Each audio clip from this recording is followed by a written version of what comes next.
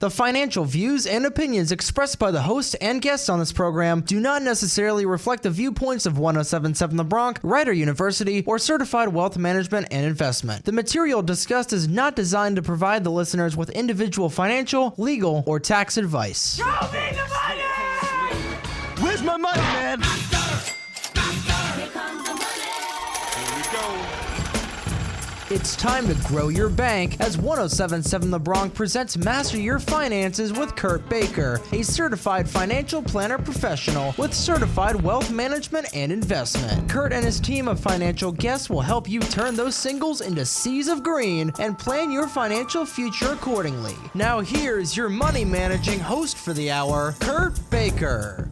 Do you understand the distinctions between assisted living, memory care, and continuing care retirement communities, as well as the contract types involved? Do you understand the advantages and disadvantages of each?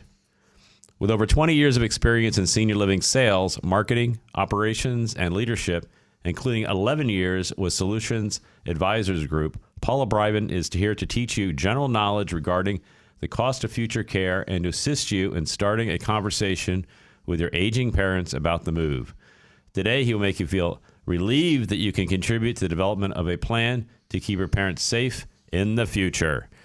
All right, Paul, well, I appreciate you coming on. I mean, as I've said to you, we meet all the time. We run into each other in these different places. And you, even as somebody who's kind of quasi-involved from the financial side of this thing, every time you go to one of these facilities, it seems like they came up with like a new way to do things. So I guess let's just start off with kind of the basics. Do you want to like kind of address each type of unit and what the differences are for us? Yeah, sure. You know, senior housing and senior care, is always evolving.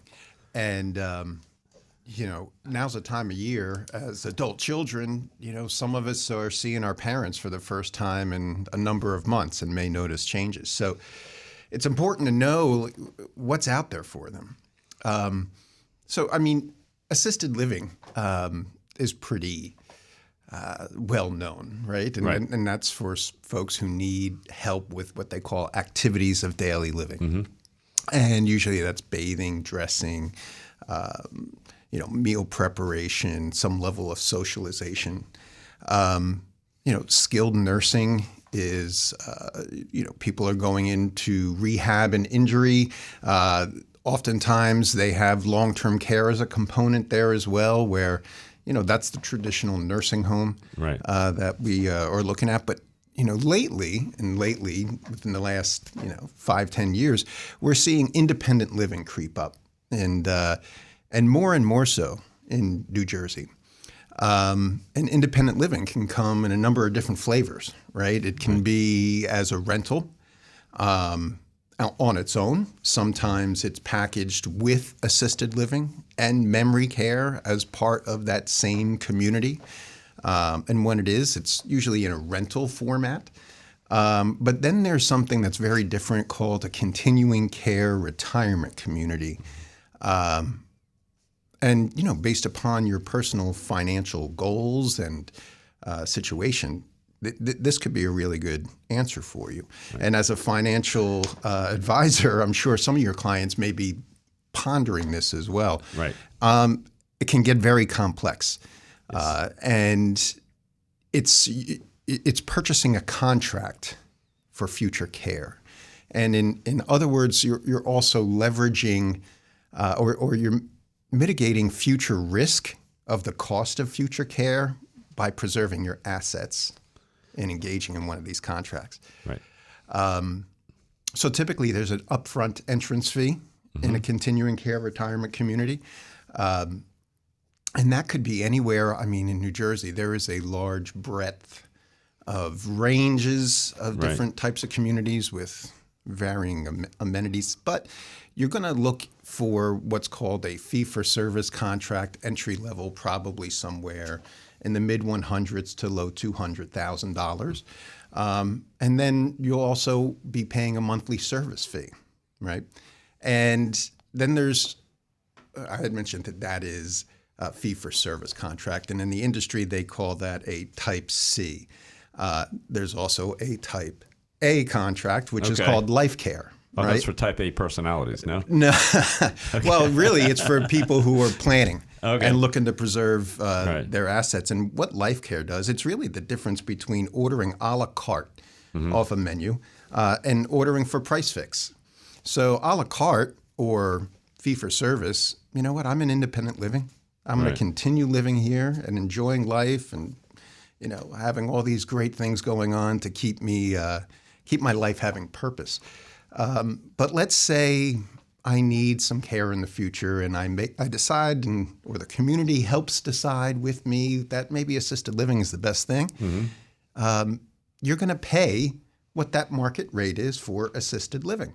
Whereas if you are in a life care contract, depending upon the community, you're going to be paying pretty much the same rate that you were paying when you were in independent living.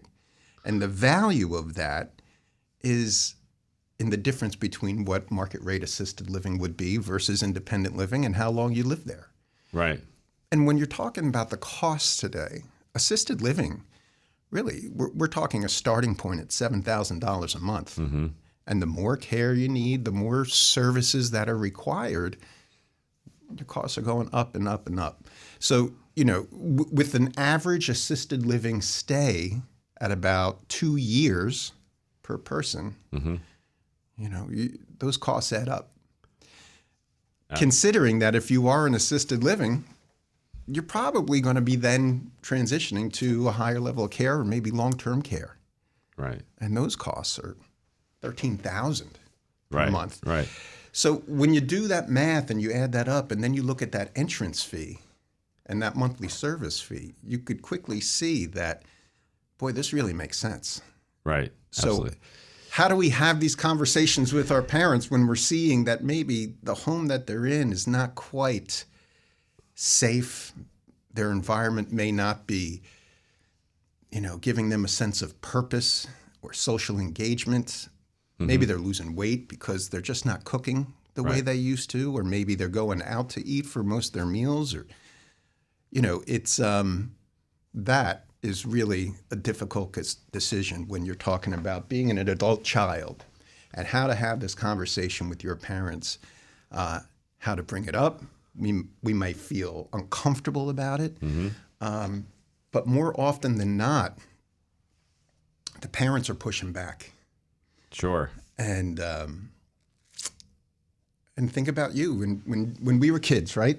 Our parents tell us to do something. What do? It doesn't matter what it is. We push back because we want to Right. assert our sense of control and independence. Well, it's tough when the children come in and try to assist, so to speak, and they really and the parents may be in decline, and there's a lot happening here. So we meet with the parents, and usually you're seeing some type of decline. It's a physical decline, might be a cognitive decline, and you start getting worried about it. As you point out, during the holiday, that's when you tend to see your parents if you haven't seen them in a while, and now you need to open up that conversation. So we got really a couple pieces here. One is just approaching the conversation first of all, and then getting in the nuances of maybe what works for them. So any recommendations you might have, like, okay, well, how do we open this up to our parents? Because one of the things that, like, financial service, like what we try to do at least, is you try to do a multi-generational planning, right? And when you do multi-generational planning, a lot of these topics will kind of come up because it's part of the planning process.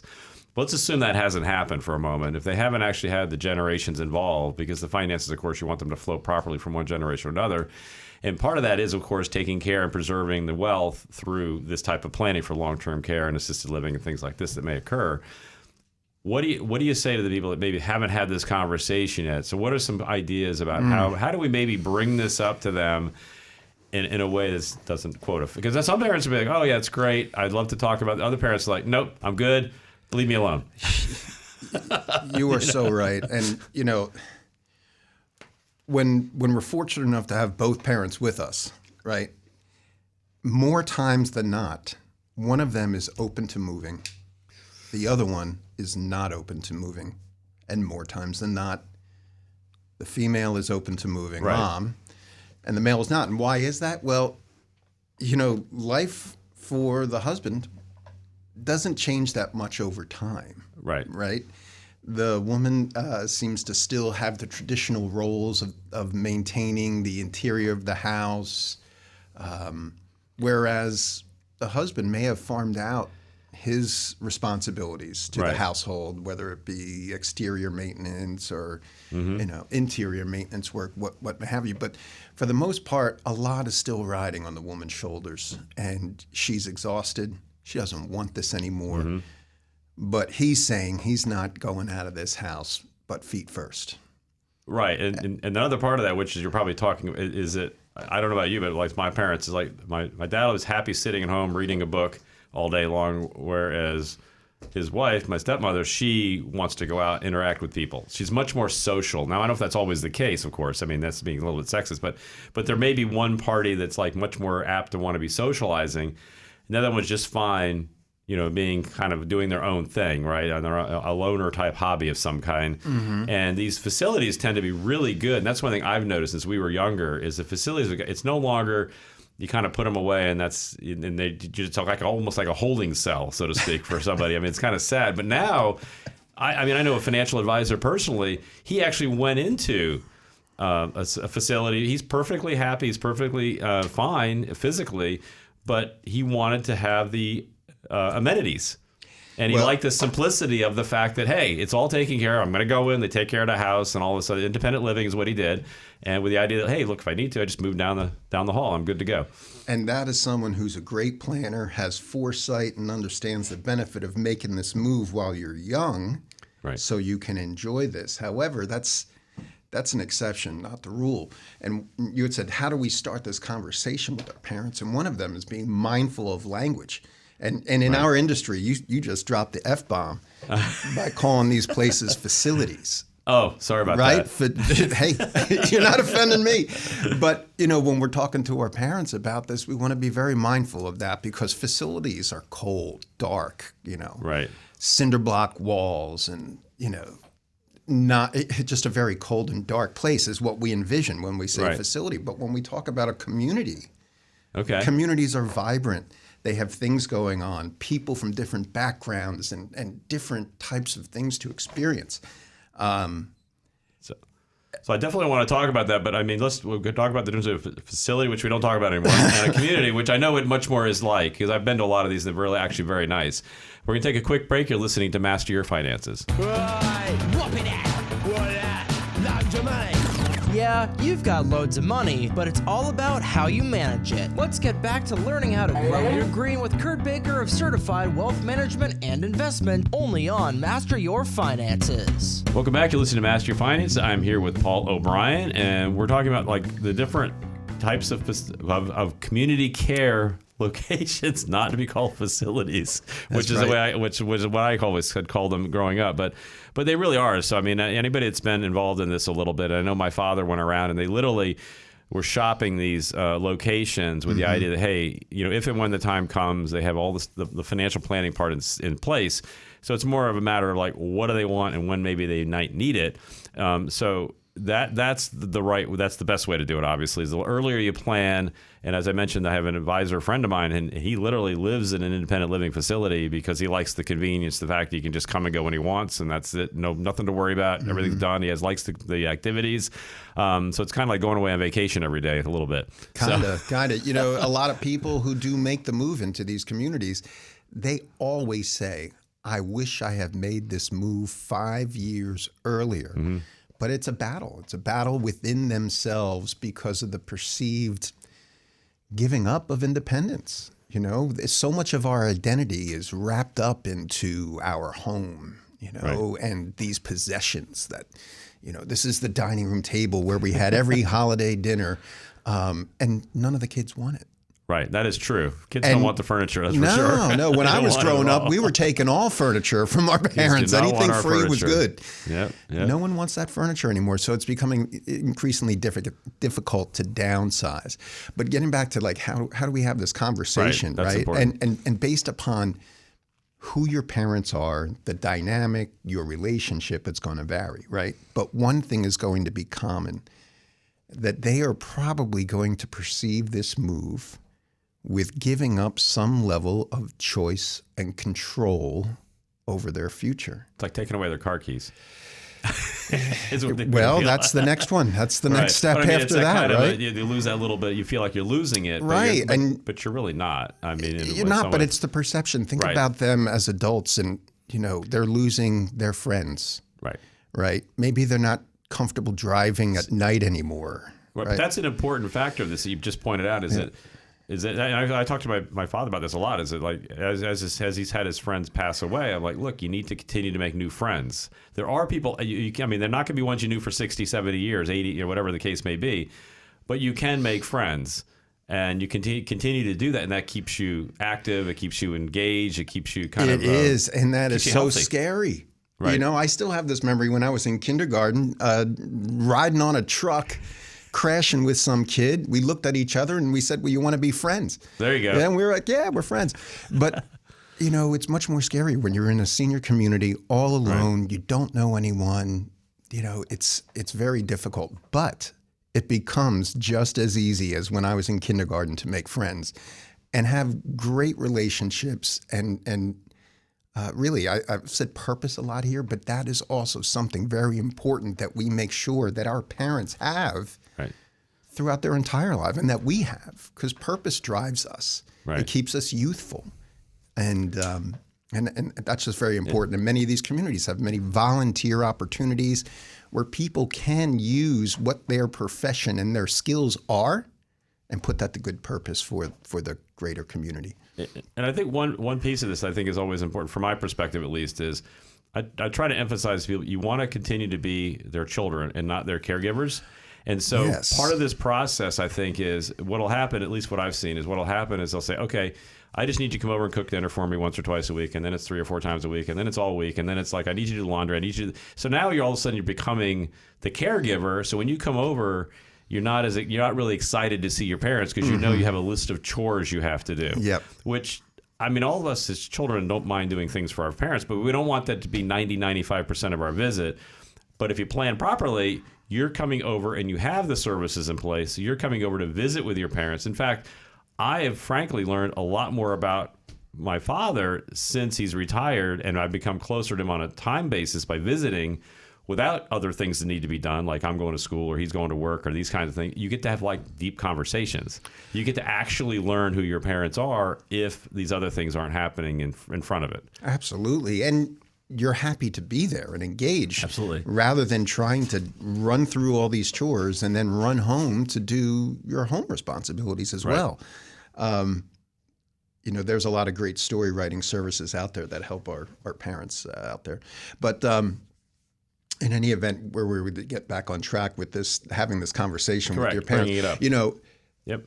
Working with facts is best rather than your opinion or our opinion. And if they happen to have a financial analyst or someone that's working with them, that would be a great way to start the conversation by looking at what is that we have here? What's at risk? What does the future look like, right? And it can be as simple as starting that conversation. Say, hey, maybe we should start talking about what the future looks like, and maybe not over Christmas dinner, but planting those seeds and then following up on them, because really you only know what options you have until you know what you have, right? Correct, Many times people are staying in their house because they think they can't afford to make this move.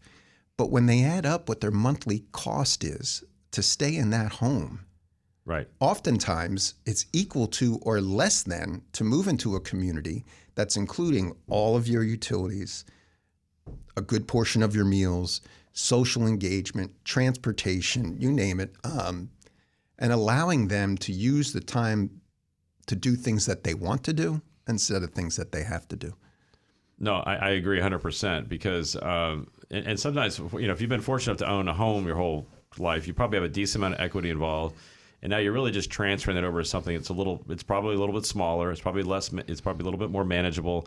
And as you point out, then that frees up your time, and it also frees up assets that you can use to pay for this. Because if they're invested properly, then you've got the income and the availability to cover all these costs. and you can preserve the capital for if you want to, for your kids, if you want to, or use it for your own living. And that's what you earned it for, is to take care of yourself as you age. And just by taking care of yourself, you're taking the burden off your children, because in some cases they're not always planning properly, or weren't able to plan properly for whatever reason. And now a lot of this burden comes down to the children. And I have known situations where that occurs as well, where maybe the parents aren't quite ready, and then the family really gets kind of involved, because somebody has to help take care of them. At least a good family is going to say, hey, look, somehow we take care of mom and dad. What are we going to do as a family to do that? So have you seen like those types of situations where the kids like kind of get involved and try to help them with this process to manage this? Absolutely. One thing that you did mention there about the about those who do move in and the kids getting involved. A very common phrase that people who move into a continuing care retirement community say is, the greatest gift I ever gave my children was moving to a community like insert name here. Right. Because it does take the burden off of the kids, that they can visit with them, that these parents as planners understand the value in being the parent and the child being the child, Right. and that the caregiver is a third party. And that's a great point, because part of the planning, that'll often come up, that comment literally will come up like, look, I want to make sure I take care of this now, so it doesn't become an issue that my kids have to deal with later. Even if the finances is fine, it's just, I want to be able to say, hey, this is when the time comes, this is what I'm going to do. It's all taken care of. You just turn the switch on and we move through. Mm-hmm. And that way you're going to the facility you want to, you're going with the terms that you want to go with, and so to speak, right? So, I mean, it really takes a lot off the family, because, the other side of the coin is people don't plan, and all of a sudden there's a tragedy, and all of a sudden you're in panic mode, and you don't really want that to happen. We see that a lot as well. So the emergencies is typically when a family member has a fall in a home, right? Many times we see that once someone has a fall, then there is a string of things that happen after that, and yet begins the decline. And that's another reason for trying to, help them get out of the house. Right. Many times, if we're able to intellectually appeal to them and they say, yeah, you know what, this sounds like a good idea. Mm-hmm. But to get them out of that house now that they've been living in for 50 years with all of that stuff that no one wants, but they have deep emotional attachments to, is the next phase in this whole process, is how are we going to get them to decouple from their stuff? Wow, that's hard. And move forward with the sale of this home so that they can enjoy their life without this stress and anxiety about getting rid of this house. Right. Then there's great services out there to help them called senior move managers. Right, and I know I was going to bring that up, but you brought it up. Because there are people that actually help with that whole process, and that are experts in helping you to take your possessions and send them off to places that will do good, right? And that's the thing. I think a lot of times people are like, well, I don't want to throw this away. I don't want to get rid of it because it's nice. They want to feel good about it. Mm-hmm. But if you couple that with somebody who actually needs whatever these items are, then you feel good about yourself, whether it's a charitable thing. Now you're taking deductions, and whether it's somebody may want it, depending on what it is. Of course, you may sell it, but you can definitely go through the process, and they'll know all the areas to send these things, because this is what they do. They help people just either downsize or move into a community like this, and so that way there are people that will assist with that. It is worth every penny, and many times the community that they are thinking that they're going to move to eventually will pick up that cost. Okay. Or a portion of that cost. Right. These services, they will even sit down with mom and dad and go through box by box of what they're going to keep and discard. Right. They'll take the floor plan of their future dwelling and say, hey, what's going to fit, what's not going to fit, and now let's create a plan for everything that you're not bringing with you. And that's where all of these different entities come into play, whether it be auction houses or donations. Right. It's great. It helps the person get excited for the move because there's structure. They have a plan. And really having a plan, whether it could be a 2-year plan. Right. But let's start the plan. And having these conversations with the parents, right? I had mentioned language is very important. one of the things that I would say is anybody listening to get the book, How to Say It to Seniors Okay. by David Soley. And if you're just going to skim, I would pay particular attention to chapter 2, which is all about control.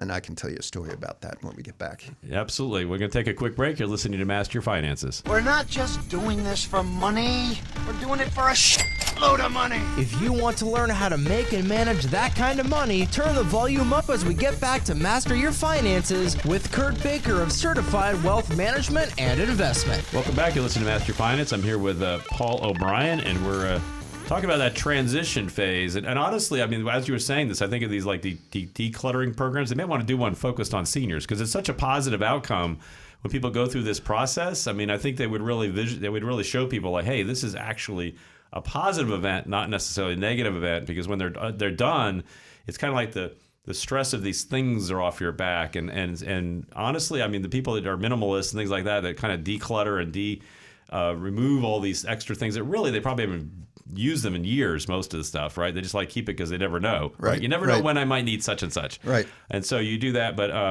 anyway, I know that everybody that I've ever had go through this has always said it was a good experience and may not be enjoyable initially, but once they kind of get going and they get through the process and it's all done, they realize, hey, my life is a lot simpler. It's a lot easier, and I'm enjoying it more because now I'm spending more time on things I actually want to do instead of holding on to things from many, many years ago that really aren't in my life. And wondering currently. what's going to happen. What am I going to do with this? Right. And now they've landed, and Now it's done. they're free. Yeah, exactly. They are free. You know, I had mentioned the book earlier by David Soley, How to Say It to Seniors. In that book, he tells a story, and I'll just paraphrase, of course, about a man probably my age, 55, having a conversation with his mother. She's been in the house, the home he grew up in. Dad's passed on years ago, and you know, he doesn't want to leave the house. She doesn't want to leave the house. He keeps on saying, "Mom, you got to go. You got to go. You know, this is not safe for you. You know, I worry about you bringing the laundry down the stairs and coming back up. I worry that, you know, you're going to..." All these things that we conjure up when our parents are living alone, and we know that it's probably not the safest environment. So his approach of telling her she had to move for years was not working until he decided to give it a different go. He said, "You know, Ma, let's try to figure out how we're going to keep you in this house. Right. And in order to keep you in this house, we really need to move the laundry up from the basement to the main level. That's probably going to cost X dollars." Right. And he has a spreadsheet. He's not throwing There it you in go. there. Yep. Your roof you need a new roof. You got it 30 years ago. We got to replace the roof. It's leaking through. That'll probably be another $10,000. We got to modify your bathroom. It's not safe with that tub in there anymore, and it's on the second floor. So we might want to talk about a stair lift, or maybe we'll bring a bathroom down on the first floor, and that could cost $25,000. And she's quiet, and he's just looking at her. So you know, we have a list that's probably already over $50,000 on a very modest home. And she looks at him, she goes, "There's no way I'm throwing that money into this S-hole. I'm moving." Right. But she came to that decision on her own. Right. It was her choice. He was trying to help her stay home. Right. When he called off the dogs and made it her decision, she arrived there on herself. But when we're trying to jam this information, just like our kids, when we're trying to, because we know best, when we're trying to tell them Well, just like what us, they too. should do, If absolutely. you tell me to do something, that's what It doesn't matter how much it makes sense. I'm probably going to say no just to assert myself. Correct. And that's what our parents are doing all the time. And we need to approach this differently. You know, there are a lot of folks out there that we work with all over the country who, you know, have been thinking about this for years. Right. Those folks are very unique. They've thought this way their entire lives. But many of us arrive here and figure, now what? And we don't want that crisis that we spoke about earlier. We don't want that fall to cause a rehab stay and then an immediate entry into assisted living where now they're being cared for, right? Right, absolutely. It would be great to get them on this train much earlier so that they can enjoy their life and not living in fear, having us live in fear. And these communities are really great. They do a lot of wonderful things. There are many in New Jersey. CCRCs are usually not-for-profits as well. Right. So there's a lot of good there. No, I think it's great, and I think you got to a basic human emotion there. I mean, it's better if we help to educate people in making the decision on their own without forcing them into that. So I think it's a gradual process, I think, for all of us to go from like being completely independent and building our house and raising our kids and doing all these great things that we did to the point where you're actually kind of reversing that a little bit. You're like, I want to kind of simplify. I want to get rid of some of this stuff. But you don't want to let go of some of these things that you built up over the years. But if you start off with the process of, okay, well, let's have somebody help you at home, and then when it gets to a certain point, you get, like, if that no longer makes any sense, it's getting expensive, and start making modifications to the house, maybe now it's time to move on into something that actually makes more sense for you. And that, I think, as long as there's an education process, and I know most of these facilities, you can go in and you can tour them, you can see them, you can get you can stay a weekend if you want to, and I think that's key, right? To get a feel for like what are, because I don't know what these places. Because I mean, I hear other ones where like, you're in your own room and you're kind of by yourself. The other ones where like they eat dinner together, and there's just all kinds of different ways of doing this, right? It's like, what do you like, right? So kind of walk through like the different types of facilities that are out there, and and just like how we educate, our parents or even ourselves, depending on how old we are. Yeah.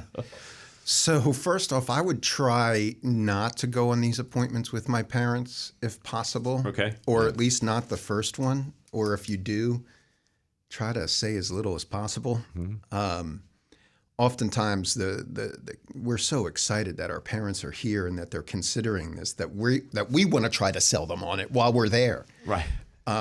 But what's most important is for them to walk in and just feel that vibe and see if it jives with them. Right. Anywhere you walk into, you kind of feel the energy of what's going on in that place. Yep. And but before you even talk to someone, it's important for them to feel that, and for them to have, for them to be the focal point, and for them to spend time with people who live there. Maybe have a meal with them, or share at a mutual activity or something. But we need this to be their decision. And we're not helping by joining them on this journey. But, back to your original question, what are these places? Well, like I said, what's that vibe? What's the personality of the community? Each community has a different thing that they specialize in, right? They all, for the most part, are having really good wellness programs that offer, fitness instruction, great gyms. Many have pools, group exercise classes, options for personal trainers. But maybe fitness isn't their bag. So what else is there for them there? Many have wood shops. Many have clubs. The more you can find in a community that has more resident-driven programs, in my opinion, is the best, because it's what they want. Right. They are in charge. And when we're trying to provide for, we often miss the mark. We want it to happen organically and have these clubs occur, and that these people who truly have these interests celebrate them. We have a community I work with in Freehold. They have something called their university, where a woman who is a college professor brings in guest lecturers, and she has a committee of folks who share what topics they want to hear. And they love it. They're feeding their mind, and that's what they want to do. Other folks may want to use the rideshare program, or swim laps, or read in the library. Right. We can still read if we go into these communities. We don't have to be home. I know one of my clients puts on a biennial show. They put on an actual performance twice a year. Yeah, and oftentimes they rope the staff into participating as well. Yep. Yeah, so as you point out, there a lot of these things are driven by the residents of the community. And if you get along, like as you point out, the vibe, I agree with that 100%. When you go into almost any kind of facility, community, or anything, right, for that matter, whether it's a school or it's a company or whatever the case may be, you kind of get a sense of like how people are. a little bit, and you kind of get that like feel when you talk to people, like what is how does everybody operate here? Like, how do they communicate and how do they get along with each other? And if that's something that appeals to you, you're going to notice that fairly quickly, I think. Right, and do you feel that you can fit in there? Right. Right. So once we get the process going and you make the decisions, right? So now what happens? You said there's different types of contracts and stuff, right? Oh, God, yes. So you want to kind of walk through. Okay, we kind of found we walked around, we've surveyed, we've seen things that are going on there, and now we need to go to the next step, which I think we'll take a quick break, but let's kind of go through the mechanics of, hey, I found a place. Now what do I do next to get myself ready? What are the best ways to be ready? And then actually to make that move to commit to a particular location. You got it. You listen to Master Your Finances. We'll be right back. Do you want to prevent this from happening to you? And it's gone. It's all gone. Listen closely as we now return to Master Your Finances with Kurt Baker of Certified Wealth Management and Investment. Welcome back. You're listening to Master Your Finances. I'm here with Paul O'Brien. And we've kind of gone around, and we got our parents are a little bit engaged when we left a minute ago, and so they're at least thinking about that process. And I think the best way to do is just have open communication, let the decision be theirs. Kind of just talk about like the different things. How do we take care of things like if you need to go to the second floor, we have to move the bathroom. I mean, who's going to take care of the roof? Who's going to start maintaining these things? I know that was with my father. He moved from a large house into a townhouse. He's been there very happy for many, many years. But at the time, he's like, I don't want to give up my acre of land. I don't want to give up all the stuff I'm doing. But once he moved, he's like really happy. Yep. So he's already in that mindset where he knows that when he moves from the townhouse into something that might be a little more care involved, he's done that once in his life. So he's kind of experienced that. Oh, what I thought was great is actually better now that I have less that I have to do and I can focus on what I enjoy doing. So once they found a location, they got the vibe, and it's the kind of place they want to go to. What happens next, and how do you engage with a facility and get yourself kind of moving? Before I answer that question, Sure. You had said something that I held on to, and you said thinking, right? And when we look at folks who are pondering a move into some sort of senior living arrangement, we think of them in one of any 4 stages of readiness for change, right? So either we are in denial, where I am never moving out of my house, I love my stuff, I love my family, I am never moving out of this house. Thinking, I wonder what life would be like if things were different. Planning, I'm moving. It's just a matter of when and what am I going to do? What's my next step to get to a place? And then action. Hey, I'm ready to go. I just have to select a place. So what's very important is that if we're dealing with someone who's only thinking about this, to not try to bring them across the finish line. Right. Is that we want to address them where they are. But back to your question. So let's say your parents have toured this wonderful community. They're like, maybe I could see myself here. So what's the next step? It's really to review the financial part of the transaction. Is what type of contract am I going to go for? What makes most sense for our personal financial situation? And one of the things that may impact that decision is whether or not they have something called long-term care insurance, which... Oh, yes. Any planner is a big advocate of that because it takes a big burden off your plate. Oh, my God, does it ever. Depending upon your policy, of course. Right. But, just to define what long-term care insurance is that once you're unable to complete 3 of 5 activities of daily living based up, whatever that policy will say. Yeah, it's 2 of 6. 2 of 6. Wait, it's beyond 2 of 6, right. That might enable you to benefits for home care in your house right. or assisted living services and other types of things. And that certainly will help defray the cost of a continuing care retirement community. And if you do have a good long-term care policy, you might want to get that fee-for-service contract. Right. But maybe your spouse doesn't. So maybe a life care contract works best for them.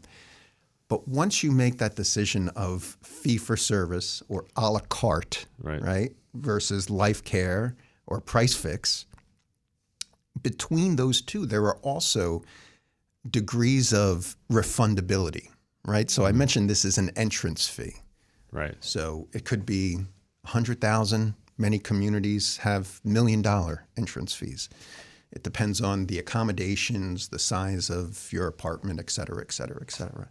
But they also offer anything from what's called traditional, where at a rate of 2% per month after an initial off the top, usually amortizes the entire entrance fee to that community over the course of 4.5 or 5 years. There's also a 50% contract. There are 90% contracts, 100% contracts. And what that means is that is refundable to you or your estate after you leave that community. So let me kind of restate that a little. So let's say there's a 2% per month. So if I have give you $100,000 and that's 2%, so it's $2,000 per month. They're keeping, correct? So after I say they're a month, there's 98,000, then it's 96, and then 90. Okay, just want to make sure I'm correct. And if you leave within 2 years, well, then you'll have a refund due to you.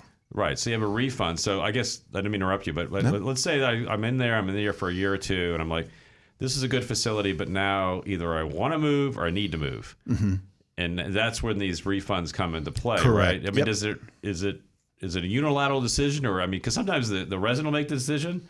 And sometimes maybe the facility will make the decision saying, hey, your condition has declined to a point where we really can't accommodate you anymore, right? Maybe they need memory care. Maybe they need additional assistance. Maybe your physically. kids moved to California and you want to be close to them. So how does that kind of process usually work? So it's regulated by the DCA, the Department of Community Affairs, and that the refundability is in the order of notice given.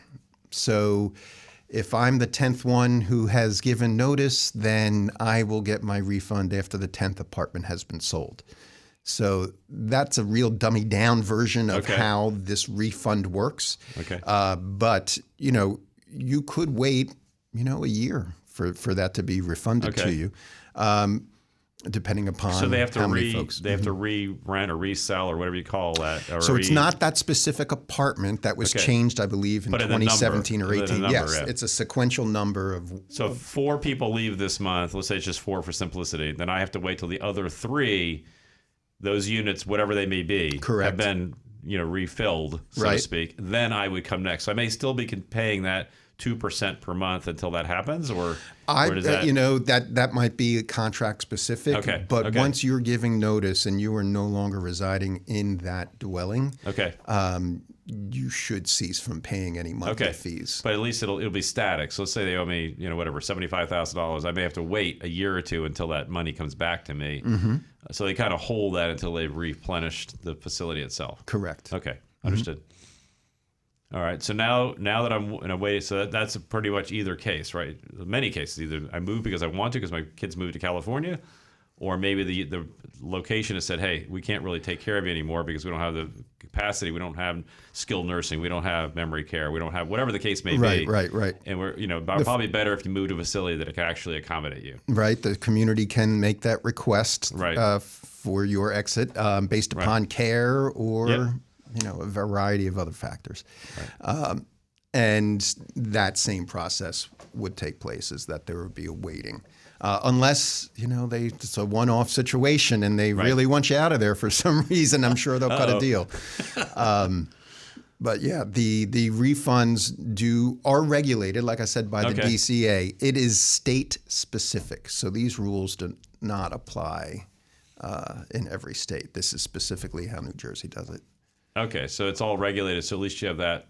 That's kind of that is a level of comfort for the family. Yes. So they know. Okay, because I know initially there was some issues with that, which I think that's been fixed by regulation a little bit, right? Back in 17 or 18, there was an issue with a family member who felt that the community was not appropriately marketing his former, his parents' apartment. Right. And so he sued.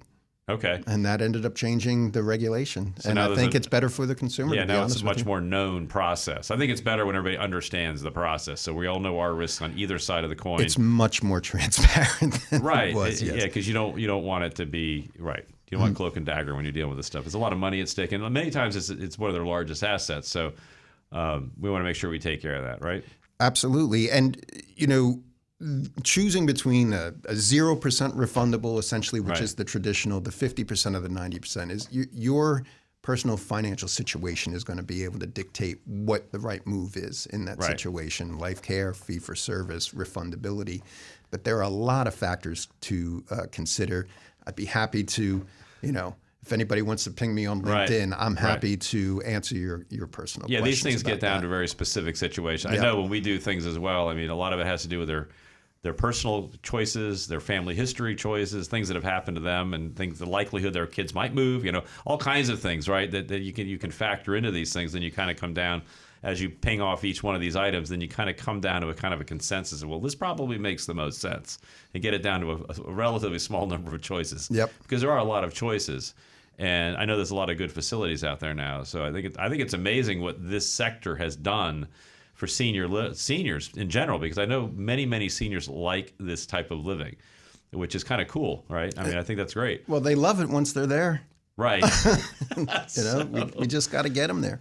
So what are if you want to touch on a little bit, some places have like places that'll actually help you find a place, but sometimes you find it on your own. So you have any pros or cons for just shopping this on your own, or So using like a somebody's service? referral service? Yeah, because I know there's pros and cons to that. You want to touch on that at all? Because, Sure. I mean, there's a place for mom out there. Right.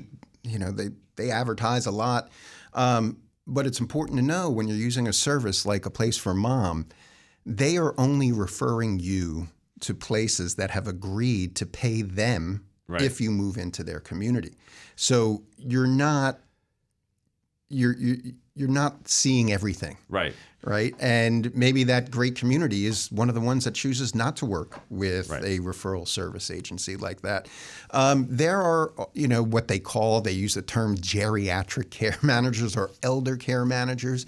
I would say they're probably your best bet. They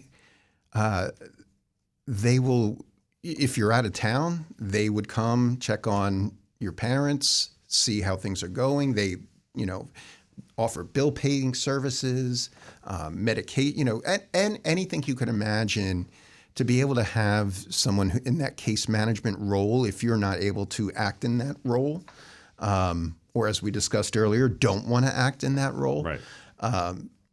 That's a great option because they are, in my opinion, as independent as you could be, because they are usually a sole proprietor who are very connected in the local community that your parents reside in and are connected to all different types of services that could benefit them. Yeah, I think it's amazing. I know we have to wrap up here now, but I think one of the points, and I'll let you wrap up after this, but all these different things that are kind of mysterious to those of us that haven't gone through this process, there are actually solutions for each piece of that, whether it's to find a location, whether it's to, sell the house and, hand off your assets to somebody, maybe if your kids don't want the furniture, to even just taking care of your bills and all these other things. But when the process is done and you feel comfortable with each of these pieces, we find, at least that's my find, that most people are very, very happy with it, as long as they go through a process to kind of satisfy all these other issues that may be of concern of theirs. So any kind of last words before we sign off? I mean, right now it is a process. During the pandemic, every community shut down and many shut down to admissions, right, or new residents. And then 2021, it was like the floodgates opened, and many communities saw a record number of residents entering the communities. One, because people were stuck at home, and two, because the real estate market was going out of control, right? And they were seeing numbers that they never thought that they were going to be able to get for their house in one day on the market. Right. They don't have to repair their home. There were so many positive signs that people were making this decision to make this move much more quickly. Now, the usual gestation period of someone making this decision is usually 18 to 24 months. So we are going to be moving back to this decision taking much longer because of the financial environment. Right. People are slowing down. So my advice would be, let's start that conversation. Let's get that book, learn how to talk to our parents, Right. and help them live their best life. Awesome. Thank you, Paul. I appreciate you coming on and helping us with that. You're listening to Master Your Finance. Have a great day. That's all for today's episode of Master Your Finances. Missed Kurt Baker's biggest money managing tip or even a full episode? Head on over to masteryourfinances.us or 1077thebronx.com/masteryourfinances. Look for Master Your Finances on Anchor, Spotify, or anywhere you get your podcasts. We'll see you next time, only on 1077 The Bronx.